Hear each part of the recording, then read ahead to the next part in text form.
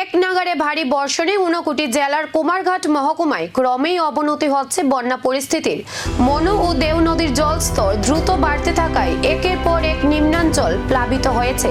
বহু পরিবার ঘরবাড়ি ছেড়ে আশ্রয় নিয়েছেন ত্রাণ শিবিরে। হালাইমুড়া ইন্ডাস্ট্রি পাড়া, ইন্দিরা কলোনি, তারাপুর ও তরুণীনগর সহ একাধিক এলাকায় বাড়িঘর, রাস্তাঘাট এবং বাজারে ঢুকে পড়েছে বন্যার জল। স্বাভাবিক জনজীবন কার্যত বিপর্যস্ত। পরিস্থিতি মোকাবিলায় মহকুমা প্রশাসনের উদ্যোগে খোলা হয়েছে 17টি ত্রাণ শিবির।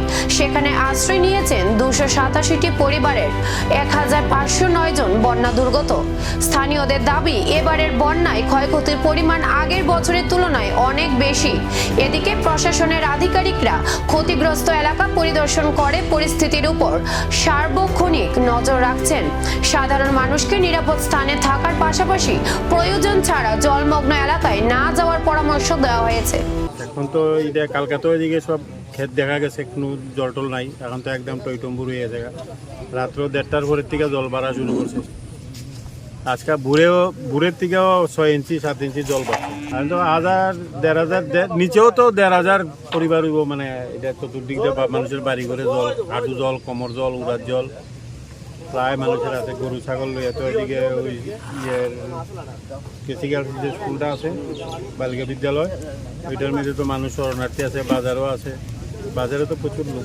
18-এর উপরে এরকম 23-এর মধ্যে জল উঠছিল, কিন্তু 23-এর মধ্যে জল হয়েছিল, 23 না 22-এ যেন একটা ফ্লাড হয়েছিল না, হয়েছিল। কিন্তু এইবার জলটা একটু অন্যরকম, মানে যে গাতা গুতা জায়গা আছে ওই তো বইরে গেছে।